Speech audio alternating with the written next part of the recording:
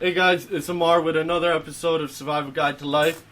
On this episode, we have an old roommate and an old classmate of mine, Mohamed Camara.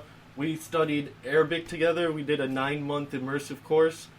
He came from Milwaukee and I came from the city, and we studied in the suburb of Lombard in Illinois. We're going to go into a lot of stuff, but just really quick, want to touch on the importance of learning a second language and the benefits of it. So, Mohammed, how many languages do you know, bro? Currently, I would say 4. Which 4 are they? My native language, Mandingo. The national language in my country, French. English, of course, and Arabic that I learned through my religious studies. So, after you learned the second language, do you say it was easier to learn the rest? Yeah, I found that as you progressively learn languages, they become easier as you go on, because a lot of languages have things in common, like in terms of grammatical structure and stuff like that. So learning French as a second language early on in life definitely made it easy for me to learn other languages. How old were you when you learned French? Well, I started primary school in French, so I don't know, maybe from the age of 6, 7 years old. So you could say that was your first language. It was my first school language, but I grew up from a very early age. I was speaking Mandingo, which is my native language at home, before kindergarten or school. Okay. Yeah. So now, when we met and we were studying Arabic together, this was the first language I was learning, and I had poor study habits. I'm I didn't even know what I was doing, and after sticking with it and going with the routine, you start to develop those habits. What were some of the things that you did that helped you memorize those words, or the grammatical law, criteria? So when it comes to studying, I guess for me it always depends on what you're actually doing, whether it's you're trying to comprehend something or you're trying to memorize, because those two are completely different. When it comes to memorization, there isn't really a lot of secrets to it beyond just repetition. Just repetition, yeah. Repetition is definitely the main thing there.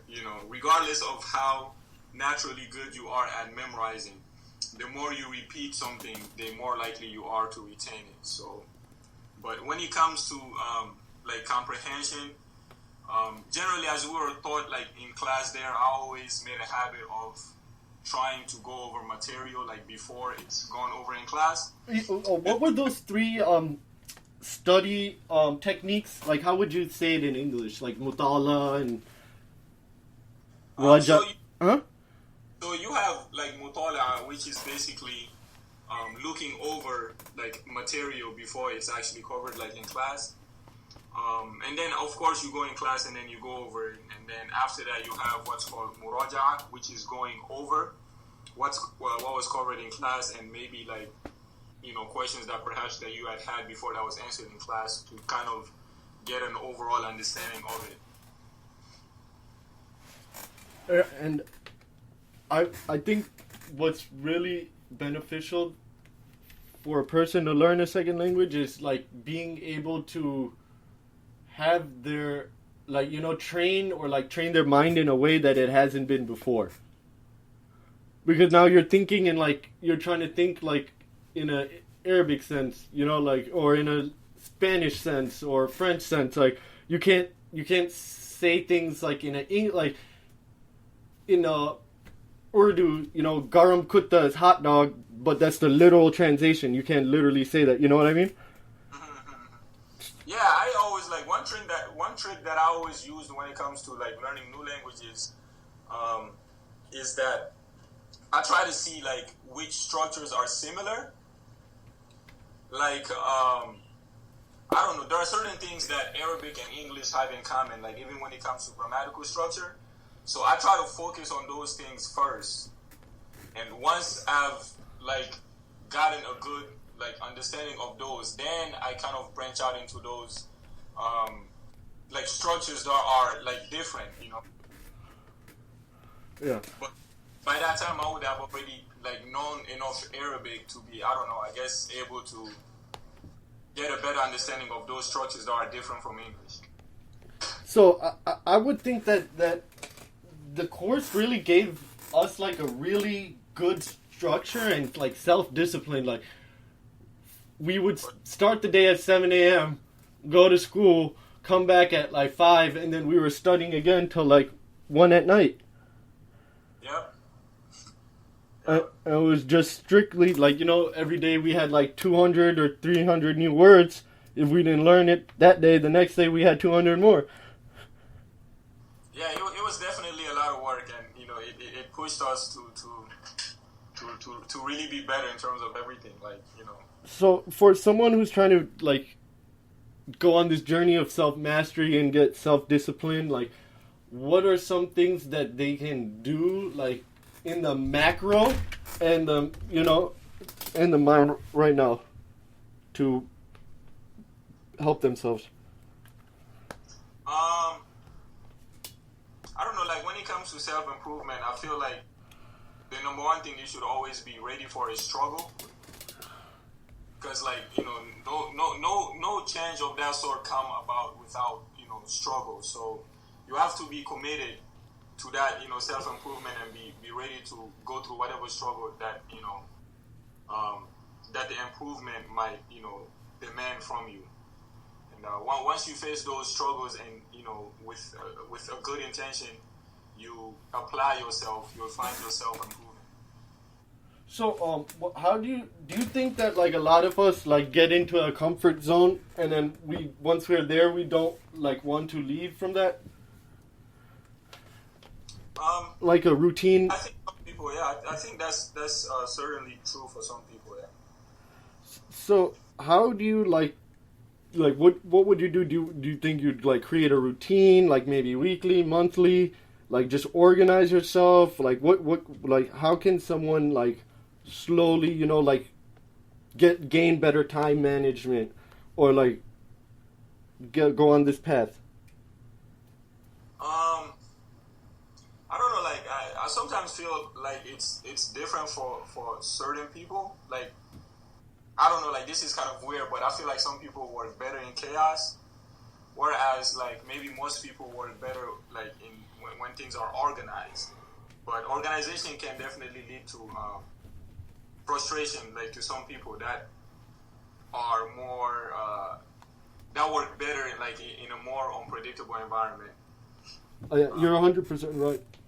At least I feel like I don't think there's one thing that fits for everybody, but as far as time management in general, I think the number one thing that's important is prioritizing, like learning how to prioritize.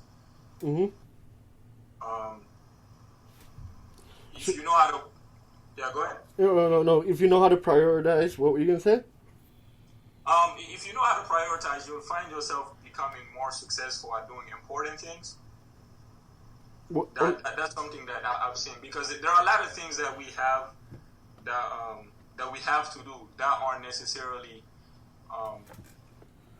like important, but they're things that need to be done.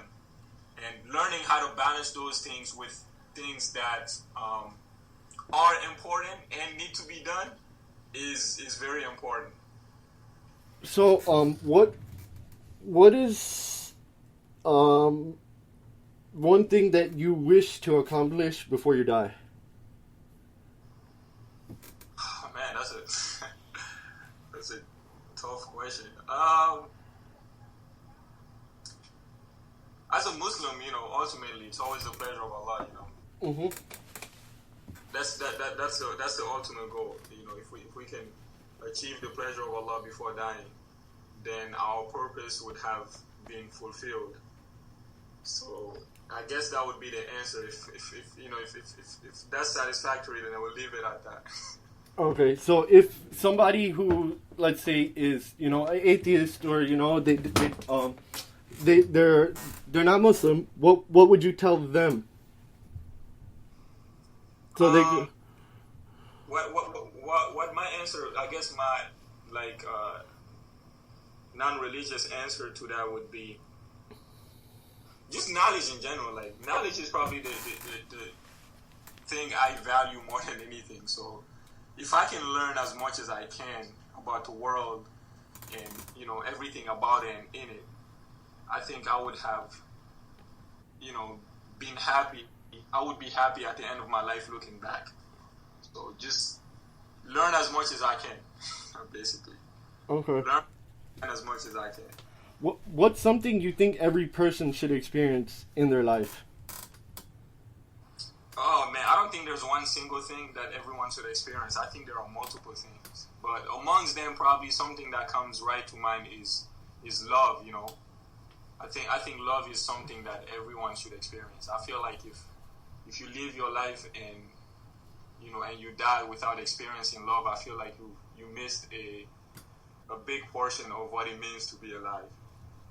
Whether that love is the love of God or love of an individual or or The love of helping someone, or or help someone, yeah, any form of love, but at a pure and at a high level, I feel like if you haven't experienced that, then you haven't experienced a big chunk of life.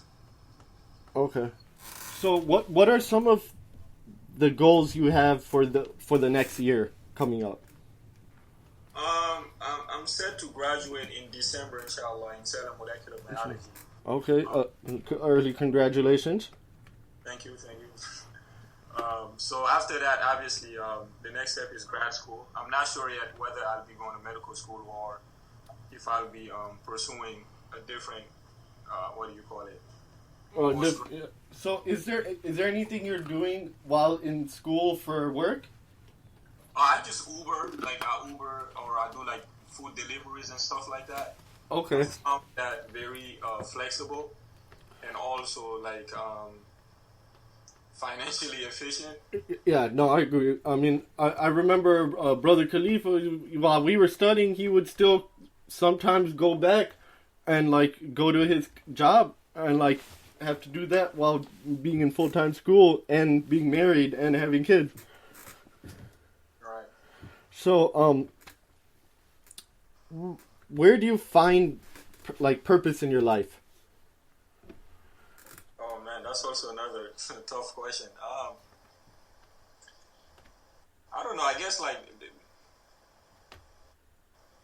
religiously, obviously, I would find purpose in my deen. Our religion already outlines so many things for us, to do throughout our daily lives and also our lifetime. Yeah, it's the fastest growing religion in the world right now. Yeah. So, in a religious sense, I find it I find my purpose in Islam. So whatever Islam has outlined for me to live by, those are generally my purpose. So you could say you find purpose in like in everything I do. Okay. Pretty much everything I do, because everything is guided towards that, towards the ultimate goal of being a Muslim. So whatever it is that I do, ultimately should be driven towards that. Oh, so other than your just normal education, is there anything else you have been like learning recently that you're proud of? Not necessarily proud of, but I have. Or like like happy you learned. I have been looking a lot into like world affairs and politics and like conspiracies recently. So that's kind of been what I've. Oh, okay. So now that's I'm really big on that. So what were some of the things that you like came across? I mean, I'm still very early on in my research, but as of now, I can't help to see that there are definitely powers, behind like everything that we see, whether it be political movements or